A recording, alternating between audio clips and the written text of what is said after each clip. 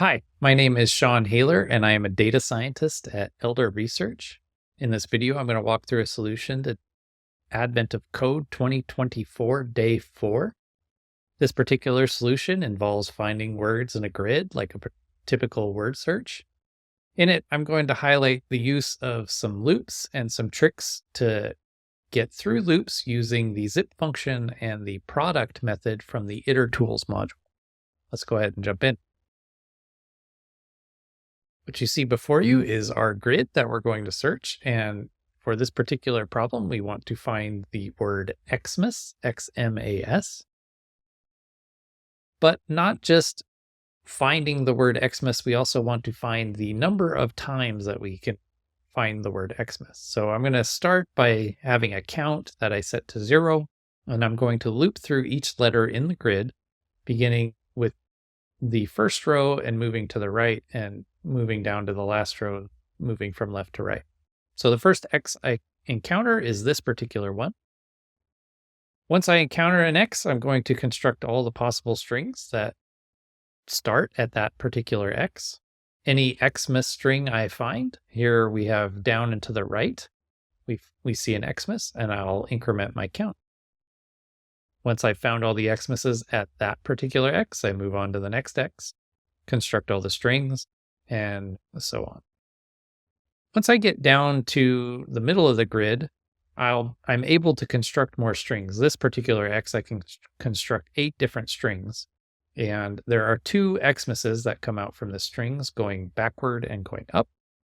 And so that means before leaving, I'm going to increment my count by 2. Okay, but how do I construct the various strings? So here is a function that will find the 4 characters beginning with my particular index at RC and moving to the right. So going forward.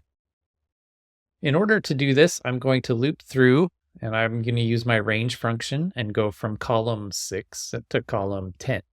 Now remember, I'm not actually hitting column 10, I go 1 less than the final value of the range function.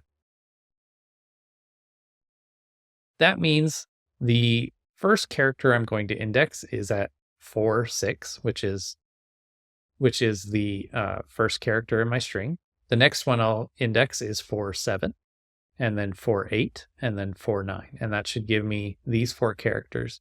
And using this join function, I'm going to squish them together to get a string. Okay, but how do you loop through both the row and the column at the same time, which you would need to do if you're going diagonally? So here I'm going to construct the string that goes down and to the left, and I'm going to loop through. I'm going to have both the I and the J. This will be my row and my column. And the I is going to be pulled from the range function here. I'm going to go from row 4 up to row 8. And the range function for the J is going to go from column 6 down to column 3. This -1 indicates going in the negative direction. Those 2 range functions will return these 2 lists, 4, 5, 6, and 7, 6, 5, 4, and 3. Once I do apply the zip function to this, the zip function will pull the first value from each list that is given to it. Then it will pull the second value from each list, and so on. So 4, 6 will be the first thing that this 4ij returns. I will be given the value 4, j will be given the value 6. And that matches the first green X in my grid. 5, 5 will be the next value that it gets, and that will match the red X in my grid. 6, 4 will be the third value it gets, and that will match the red S in my grid, and 7, 3 will match the red A in my grid. Finally, you can push these values together using the join function, and you get your string. Let's go ahead and jump into some code. I am using Python 3.9.12 as well as the logging module and the itertools module. The first thing I'm going to do is define a function called find xmas at location, and it basically does exactly what I just demonstrated. I'm giving it my map m, my row and column at RC, and then I have the dimensions of m, the number of rows and the number of columns. Basically, I have 8 if statements here, one that checks each direction. And the basic idea is that I loop through, and if the indices are such that I am allowed to construct a string of length 4, that is, they don't run off the map, then I will construct that string, and I'm going to append it to a list of strings, which I'm going to save in this value, strs or strings. Then I check forward, I check backward, I check up, I check down. Then I check my 4 diagonals, each time constructing the string and adding it to my strings list. Finally, I just count the number of xmas's I have and return it. Pretty simple. Figuring out how these indices are going up and down takes a little bit of playing and getting used to. It's not straightforward, and it hurts my brain a little bit trying to work that all out. But there are my solutions for going up and back, up and forward, and so on. All right, finally getting to the crux of the problem. Now that I have my function defined, I will initialize my solution to be 0. I grab my dimensions for my grid, and then I'm going to loop through all possible locations in my grid using the itertools.product function. Now, this particular function will pull a single value from the first list that's given and pair it with every single value in the second list that it's given, so it creates all possible pairs. Mathematically, that's known as the cross product. The way it will return these is exactly like I described earlier. It will go through across each row first, and then down the rows and across the columns. If my character that I'm starting at is x, I will go ahead and call my function and add the result that it gets to my solution. The number of xmas's it finds at that location, I will add to my solution.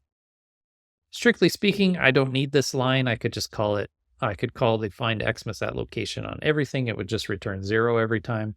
But I thought it's probably a good thing to put in there, probably make the program just a little bit faster. Running this on my test input, I found 18 xmas strings.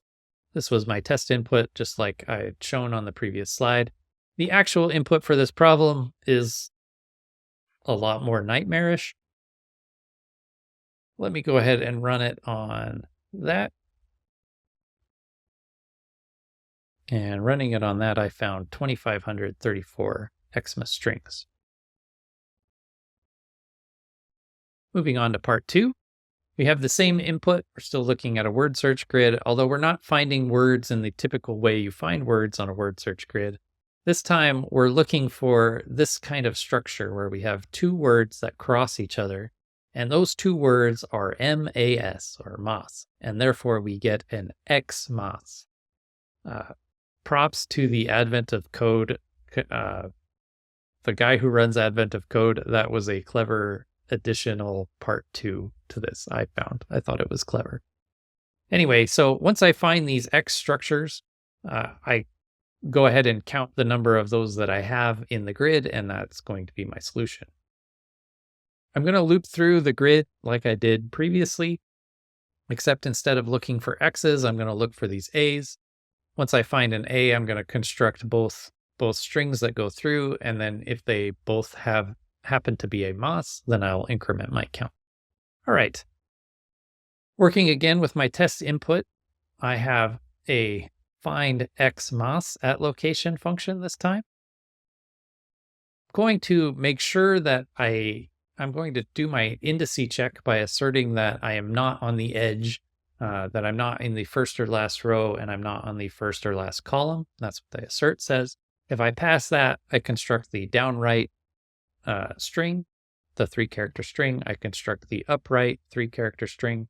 If both of those values happen to be in the list, either forward or backward, then this function will return true. The rest of the code looks very similar to part 1, except my if statement here, I ensure that I'm not on the edge of the map. That's what the this part says, not in the first or last row. This part says not in the first or last column. And I'm at an A. Now, strictly speaking, I don't need the A, but I'm adding it because I think it's a good idea. Finally, the find xmas at location function will return either true or false. If it returns true and I add true to part 2, I'm really just adding 1. Python will interpret that true as a 1.